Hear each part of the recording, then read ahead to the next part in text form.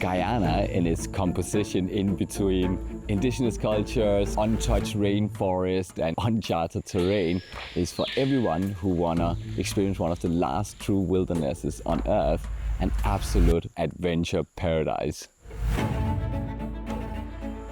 We brace ourselves that we can take any person from anywhere in the world as long as they are willing to learn, and then within this course here we can basically upskill them, learn them everything that they need and what it takes to undergo an isolation or solo phase where guests would be left for 3 days and 2 nights alone.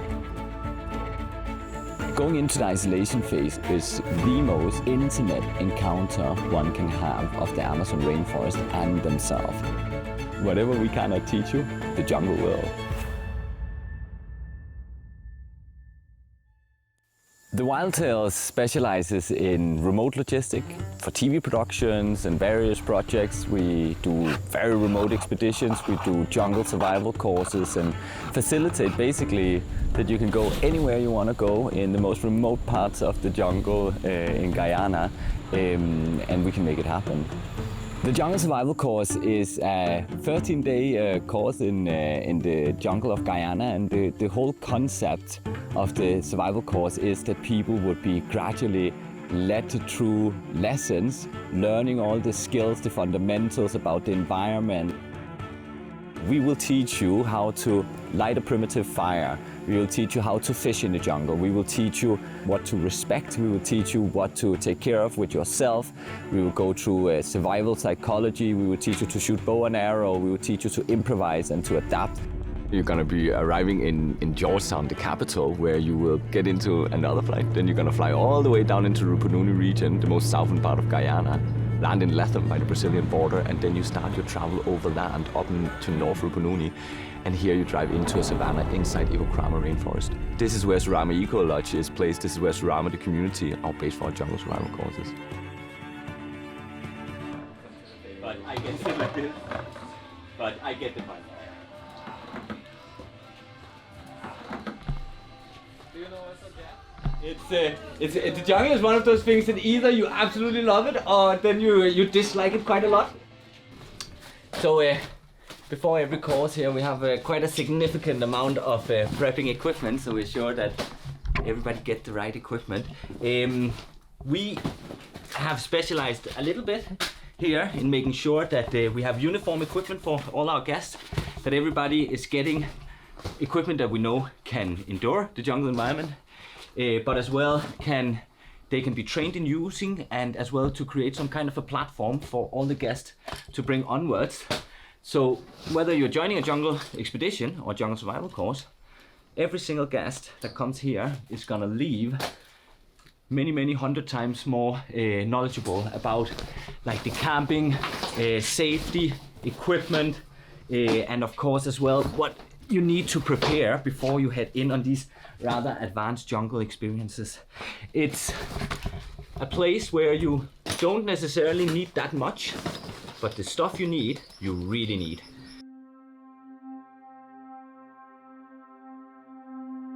The machete is probably the most used tool. It's the tool that people sometimes find to be the most unfamiliar one, and it is something that is used in every single part of this course. This is like a heavy tool. You use it for everything. This is a tool that has to be constantly sharp so you can use it for whatever you need for. This means as well that every time you park it back, you have it sharp so it's ready for you to take out and use it for anything.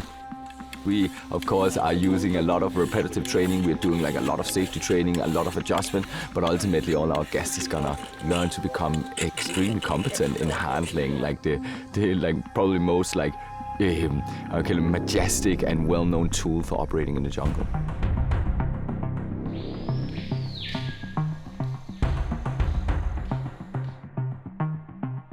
We use this Surama Eco Lodge as a base where we equip our guests, and then quickly we move onwards into our forest where we have the first phase, our jungle survival training camp, Rock Landing. Rock Landing is a place inside the rainforest where we have some simple structures, we have some basic amenities and so forth.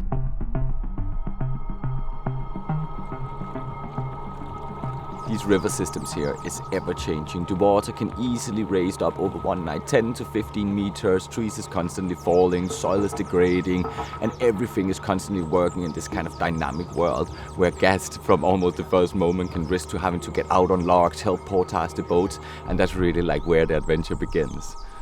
I know what you signed up for here. 1, 2, 3. 2, 3.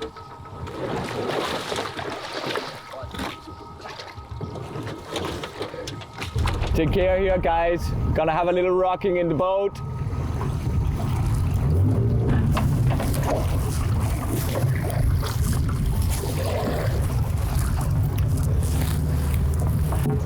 Look how much it means that we just get like 2 inches more of water, right?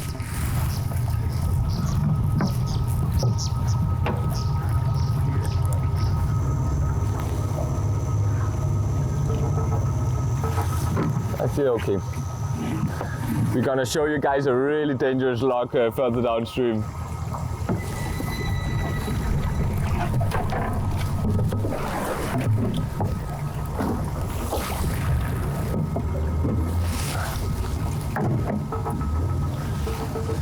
Take care here on your right side, guys. Oh, go with this one.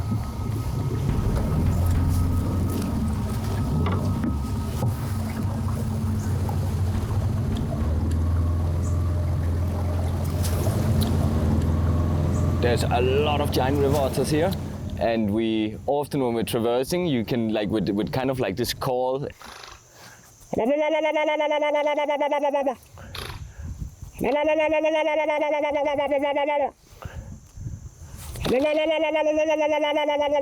I'm not too good at making it, but you can see how curious they got.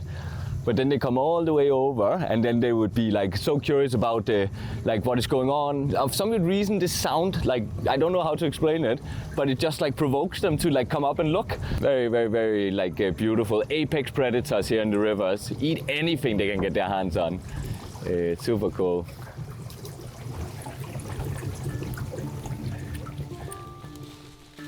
At rock landing, we get our guests immediately going to get into the environment. Here you will learn all the like basic expedition skills, setting up your own individual camps. You will be getting basic like fire lighting training. You're gonna be learning to fish. You're gonna be learning to shooting bow and arrow.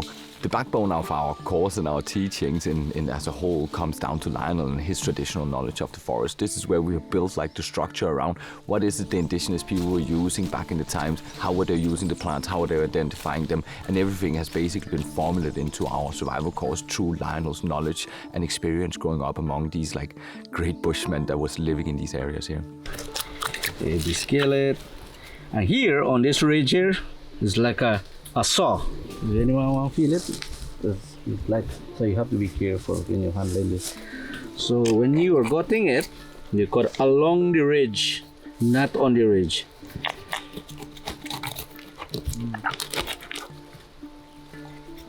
Bamboo pot become a multi-purpose stuff because you can use it for water, you can use it for cooking, you can use it for moving embers from one camp to the next. All these tools that we're using here is actually created and handmade by Lionel. So Lionel would be making especially our arrows, our bows, and guests would come out and be trained to use them by the guy who both made them and is the expert in them. And you're gonna have theoretical lessons in jungle psychology, survival psychology, in wildlife flora and fauna. You're gonna be going out on night spottings where you're gonna experience nocturnal wildlife we don't see during daytime, snakes, caimans. Sometimes we bring the animals into the boats. We try to show it to our guests so they can get like this whole like 360 experience. Now we're gonna see the Bora River is really like the perfect night spotting river because it's not too big, so you can check like both sides when you're shining around. But at the same time, I have like a tremendous amount of biodiversity. Take it over here, guys.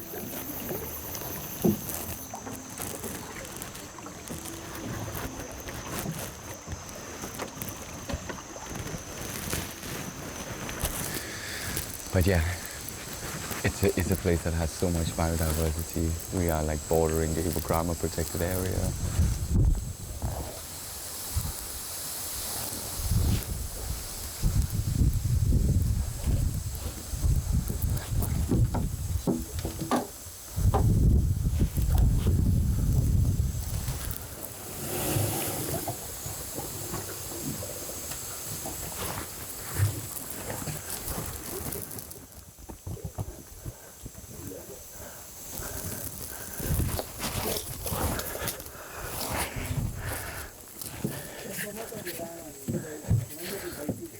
Yeah, it's just a solid advice, Lyle.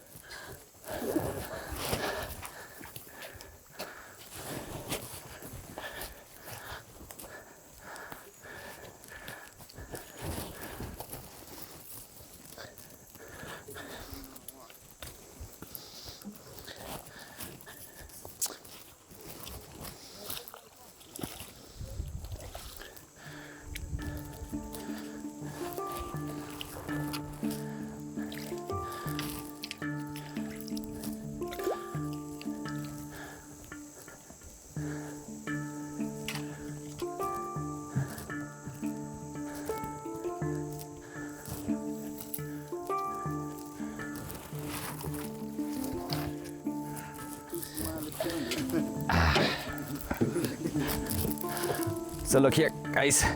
This is a young spectacle caiman, and they'll be laying all over here. This is they go much bigger. I went to go up to like 3 meters, 4 meters maybe, but it's a nice little young one here that we have. Caimans are relatively easy to handle if you can get like control of their neck. They're just like alligators and crocodiles and so on. And the way that you recognize them from each other is as such that a crocodile will have like a pointy kind of nose. Alligators would have a round tip nose. And caimans, they have, can you see the nostrils? How high up they go? And this is how you really like recognize them from each other.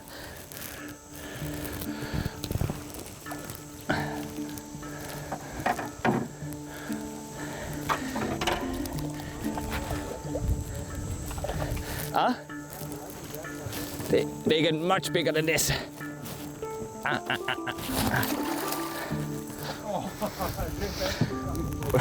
Very important, get in the boat before you let them go.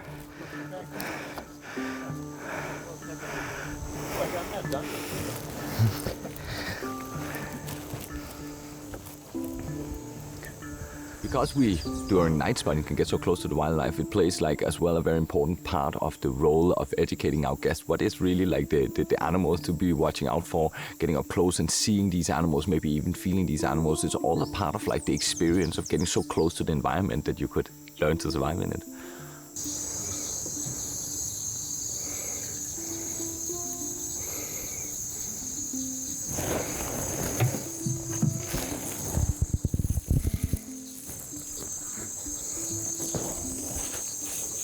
Oh, look, the sleeping kingfisher.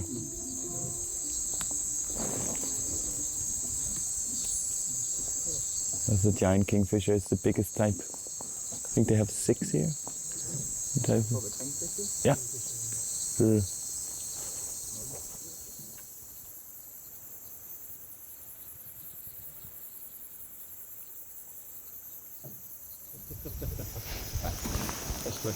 Oh, look up there in the tree. Look, a big opossum up there. A what? A big opossum up on that branch there. Or is it an opossum? Or is it a silky anteater? Where? Right up there. Look at the branch coming out here towards me. Look at that, right there. Look at the size of that rat. Or is it a porcupine?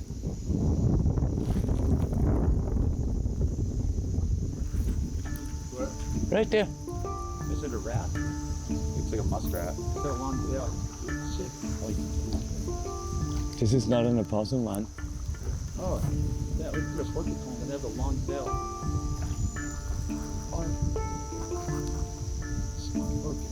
Is it a porcupine? Lio, I have never seen a porcupine before here. On islands. If I go straight, This is, guys, this is the first time in my 13 years I've seen this. There's a porcupine sitting right there. Angel dropped in the boat for us. Yeah, map up and shake the tree. Yeah, I can grab him for you. Yeah. Guys, this is a first for me. I have never seen a porcupine in Guyana before. And it's sitting right there on the branch. I just caught the eye, sitting there and hiding with a long tail. This is, at least to my best knowledge, is quite a rare sighting in this area here.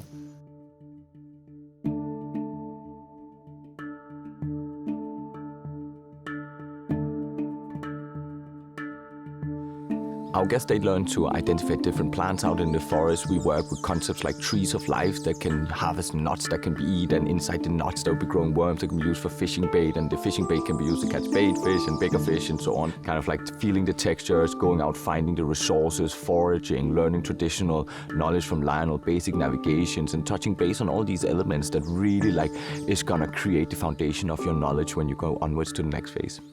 Should I like chew on that? I would chew on them. You would. I would chew on them. I find like chewing them is the best. So I think it's the best if you take one which is still moving, because then it's like fresh and tasty. You just cut it out of like something. Huh? What should I do? Now? They taste a little bit like coconut, like when you take out this fresh milk or this fresh meat of the coconut. Milk. But it doesn't taste intense, just mild.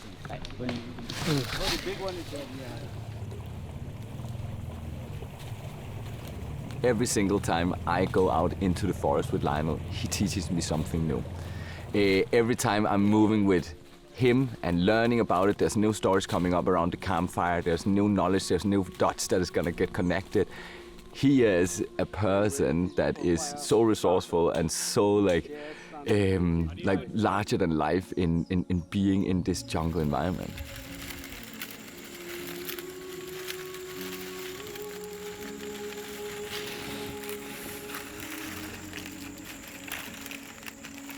When you do this, you remember your ancestors, you know how they used to do this, and because without them, you wouldn't have this knowledge of doing these things. Not everybody actually sit and learn from their ancestors. Not everybody. Or now you can find that, because when older generation or older men are speaking to young people, that is just a waste of time. It used to happen that time, but they never know that one day they would end up into a situation where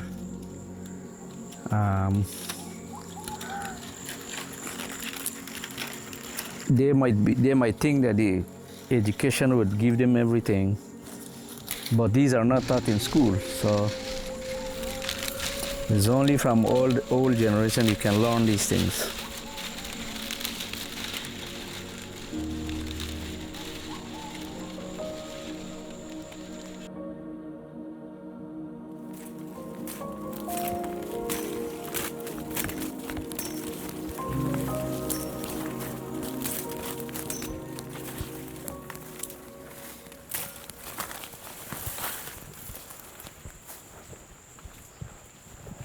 When I really like see when guests like start and like realize that they're getting into isolation is after we had our safety brief the day before we put them into isolation. And it's a really like interesting thing, because you can see people have like each their individual way of dealing with it. Some people got very rigorously through their like notes. They ask questions to refresh the memory, our teachings. Other people get enormously chatty. Some people like try joking around, and then other people just go quiet. Welcome to the jungle, we've got fun and games. We got everything you want. How do we know the names? We are the people that can find whatever you may need. And if you got your money, we got your disease. In the jungle, welcome to the jungle. It's gonna break you down. Cool.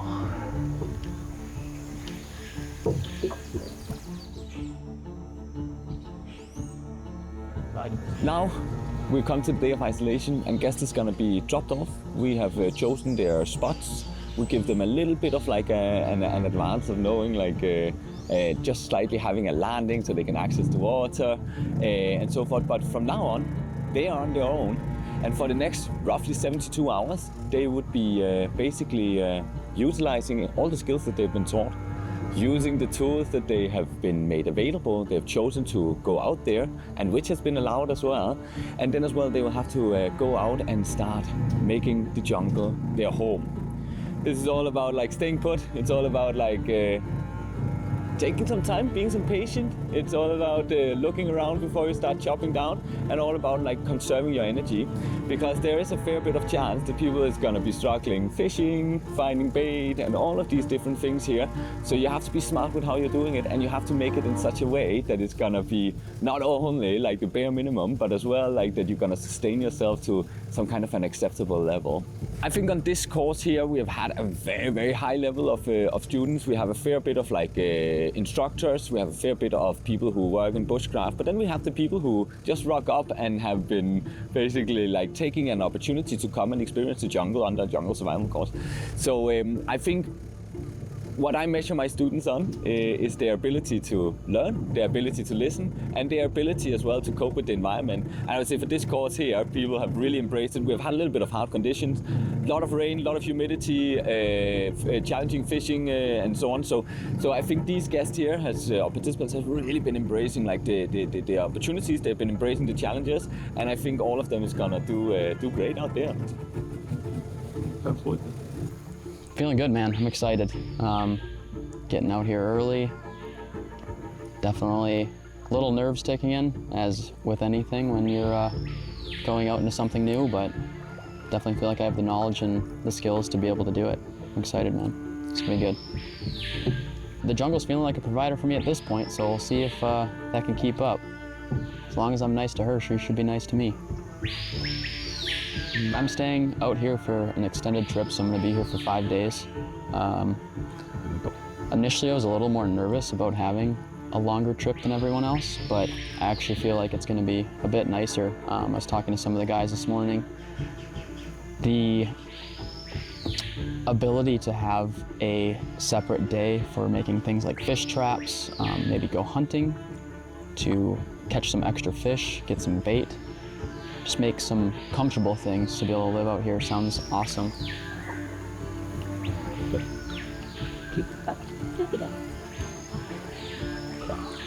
It's a peaceful day out here, Anders.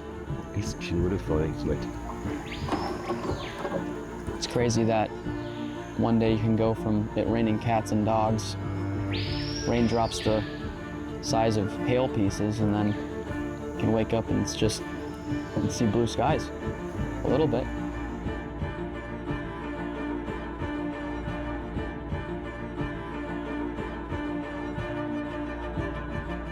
Power on. Radio check, radio check. Gotcha.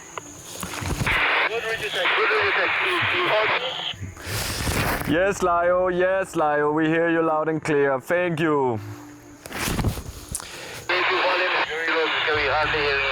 He's on it.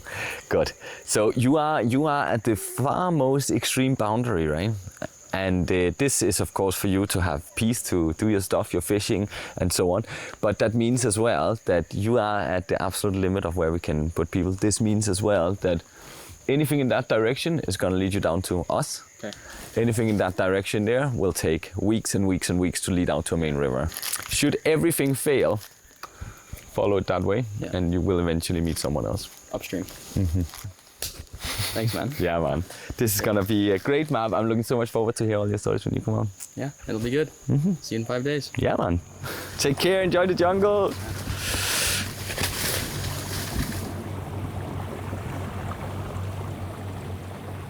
Isolation is getting ready to kick off. We'll be out here for the next couple days with some basic equipment, kind of a machete, a locally made bow, and I'm going to focus on kind of using the resources in the jungle, everything that it provides. Pretty much everything we've learned over these past 10 days are now skills we have to put into action. We actually have to take all of those little bits and pieces and piece them together into our own, our own jungle adventure, if you will. So I've kind of excluded some of the items from my kit to kind of present new challenges, which is kind of the beauty of coming to a safe and secure location where there's a support team where you can kind of push those thresholds and those limits. But I'm pumped. I'm ready to get into the jungle and see what it provides. For me, this isn't a battle of who's tougher. The jungle will always win. I always say Mother Nature, she never lies, cheats, or steals, and wants nothing from you. So you can take those truths and live within it. And that's kind of my approach is whatever she will provide, it's up for, it's up to me to ultimately find those things, resource those different tools, but it's not a battle. It's a symbiotic relationship, and it might take me a day, 2 days, or even 3 days to get to that sound, that smell, understanding the rains, but the goal is to get there and ultimately live in the environment and not battle it.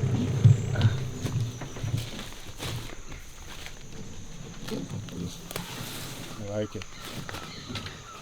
Already a good work.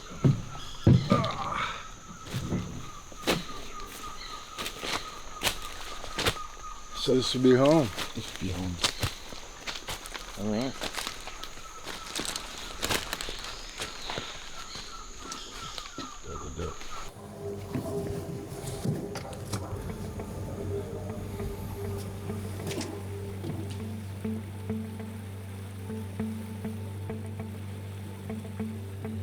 I believe that the jungle is something bigger. It's a living thing with a soul. So I believe that the jungle protects you if you are behaving well, and it gives you everything what you need. If you don't behave well, it can take away anything what you need. So be grateful for the things what it offers, and just live with it and adapt. Yeah, to actually relax in your environment and take your time, find your bearings, set your camp up, and just enjoy your surroundings. And if you don't fight it, relax with it, I think it will take care of you. Yeah.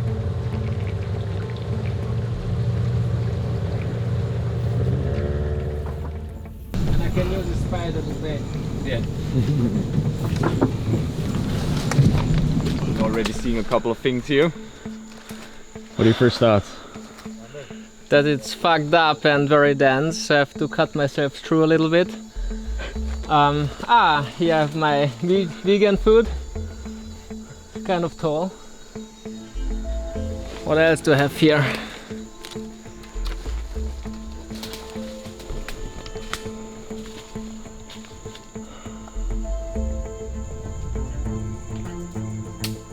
Yeah, I will have a look around and then. Christian, I'm gonna leave you to it now. Time is running. We need to get everybody out. Yeah. See you.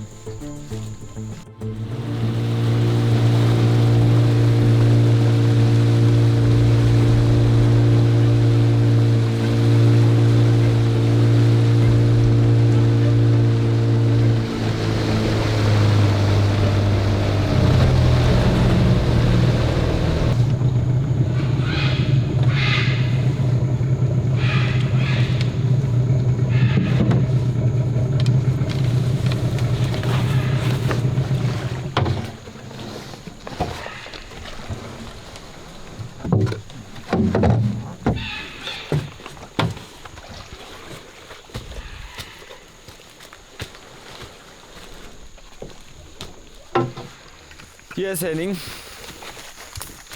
Welcome to the isolation spot. A couple of things here before we just do our safety checks. This is an area that is relatively rich. If you look around, you might already see some resources. Yeah. But it is an area as well where you have to do a little bit of movement potentially to skim around to see if there's gonna be things out there. You probably can recognize a couple of things. Yeah. Remember to look up for your materials and so on. Good. Great. Henning, it's been a pleasure so far. It has, definitely. Absolutely. I'm gonna see you in 3 days.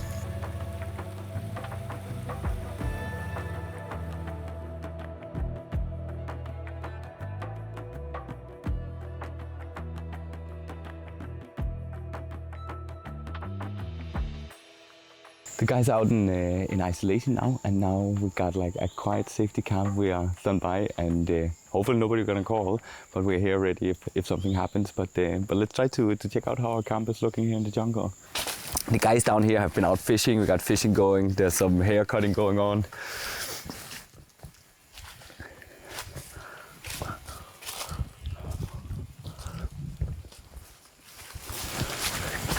Got our landing. There is some catch down here. That's worth checking out. This is some black piranha, a tiger catfish, and then it's gonna be roasted up, and then it's gonna be brought back. So they get a little fish to bring back to all the families.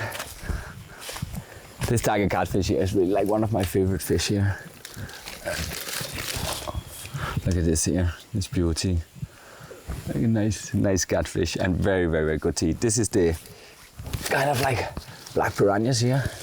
See, they actually have some egg inside, so I have to take care when I'm like lifting it up. And here you see and imagine this. These teeth here going around your finger by a joint could do tremendous damage. Come on. But the guys know what they're doing. People have their individual setup, and then we like spread out over like this whole peninsula here. Lao crafting away. This is really like a classical camp setup. So everybody who participate is gonna be issued like tarps, hammocks, we have rucksacks, we have all these things. Not to say that you cannot bring your own stuff, but here you're really gonna get like this experience of how is the actual setup. Everyone have each their individual camp. You can spread out, you can create it where you want. We're of course gonna train people in using the equipment, but here like always, especially in rainy times like now, you're gonna have like drying out and clearing out, airing out, and just maintaining like this like comfortable kind of like camping experience. And it is like something that is very different from camping with tents and stuff like that. But it's like one of those experiences where you're just hanging there in this cold jungle air. It is it's a surprisingly comfortable camp. It really is.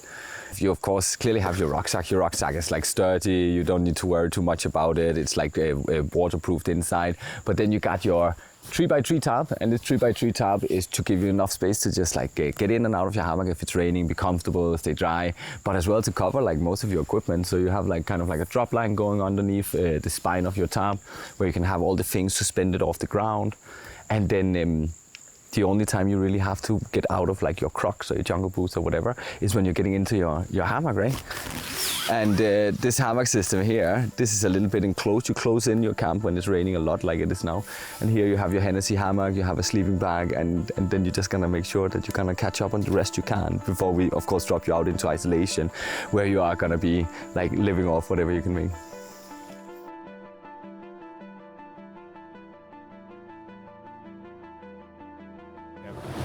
We have a rule on our jungle survival course that if the participants either get too big of a prey, that they feel it's a little bit too much to handle, that they've been trained for, as well if it's one of the animals that has been dangerous, and that they can give us a call, and then we can both ensure that no meat is going to waste, but as well that things can be handled carefully and safely. And we just got a call. One of the guys we have out in isolation has been getting something. We were hearing some cracking on the radio, so let's see when we come out there what he's been catching, but he wanted us to give a second opinion on it, so quite exciting stuff.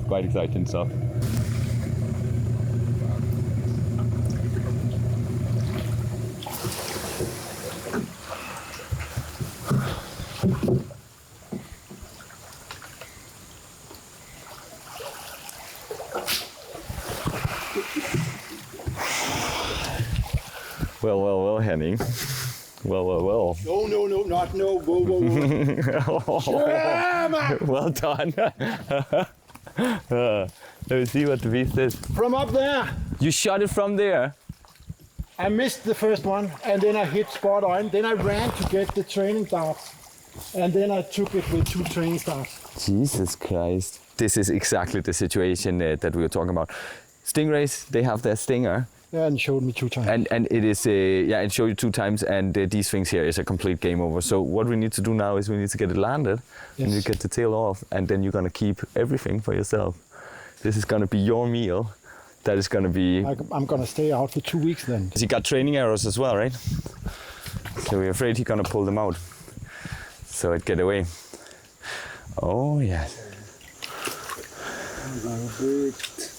That was actually me. That was not Henning's fault. Okay, what up? You coming? Yeah, you can be ready with your machete. What's this one? Machete?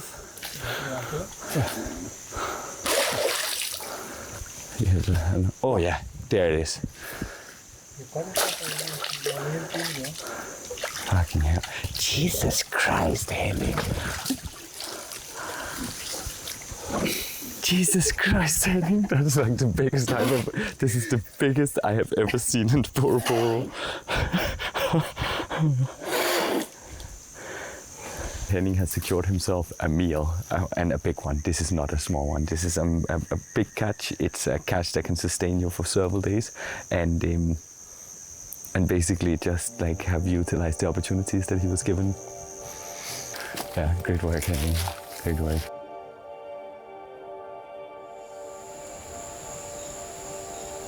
My by far most favorite experience of running these courses is when we go out and collect them, we evacuate them from their solar phase. Getting these guys and ladies into the boat, feeling like their energy, the sense of accomplishment, the pride, the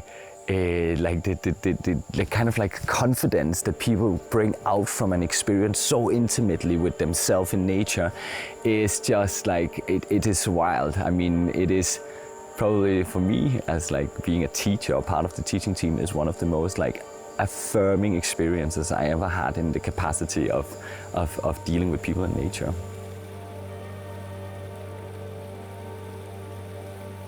You heard it, Jango? Yeah, yeah. But I'm thinking, it's on the other side of the river. It's on the other side of the river. Yeah. Brilliant time, brilliant time. Well done, Fantastic. mate. I put a brew on, but I drank both the coffees. Yeah, don't worry about that. That's well deserved. Wow, how was it, man? You have your fire going, you are? Yeah, I had it going since I got here. Good. So by 2 o'clock, I had the shelter built. Lesson learned, make it wider. Yeah. Had a few drips, but got that done by 2. By 2:30, the fire was lit, and I went and got myself heart of palm, but I left it for breakfast the next morning. Yeah. I thought at least I've got something. And then after you checked to see if I was okay yesterday, I've been fighting with this piranha, and it took one hook, took 2 baits, and I landed it. You did? Yeah, so I had piranha last night, yeah. Well done, well done. Absolutely. And the black bird that's about that big, Yeah, the Curacao or the Pauis? just walked across there, and I thought, I'm not that hungry. Yeah, no. I don't even want to take a shot. Perfectly fine, man. Perfectly fine. It's such a great natural experience. Yeah. But look at that fire, man. I kept telling myself there won't be any jaguars. Then I heard a jaguar call last night, and I thought, oh dear. Well, it's no different than a hammock. It's a hammock without sides and a bug net. And it's even better than a hammock because you've got the fire, and I was not troubled at all by mosquitoes or anything. So I'd slept barefoot, which for me, that was to stop my feet being continually in wet boots, and absolutely loved it. Yeah, great instruction, and I highly recommend it to anyone who's thinking about it. You have done this to an outstanding level under these conditions.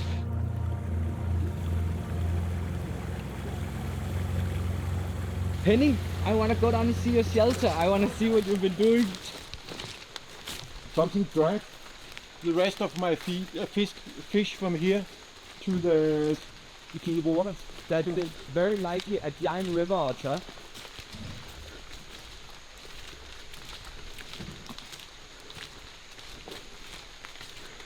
Not at best.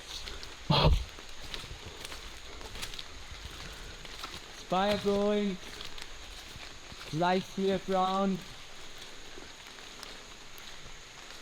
And I managed to create not more dry firewood than what I actually need. Yeah, no, you have the perfect thing. How did you feel about having the fire going out here? It was I don't know how to explain it, but it was easier than I thought, and it was more obvious in a way. It was just, I was in the procedure where I had a clear plan, and one of the big tasks was the fire, so it was a point in my daily agenda every day to gather wood. I had the fire going since I arrived. Yeah. Every night I had my shelter completely full with dry wood. The first night I just enjoyed the sounds from the forest, enjoyed that it was dry, enjoyed my situation, just enjoyed life. So I was looking that way into the forest and see the flames reflected in the leaves. It was extremely beautiful. They call it bush TV here. This is I had the best programs on. You get like this feeling that you are completely taken into another world. I'm trying to relate this experience of coming into the jungle just like I did, and having this like profound encounter of this environment. And really hoping that the jungle survival course, because it's such a raw and unfiltered experience, that is kind of like an experience that translates into the guest coming in and having, of course, a life-changing moment.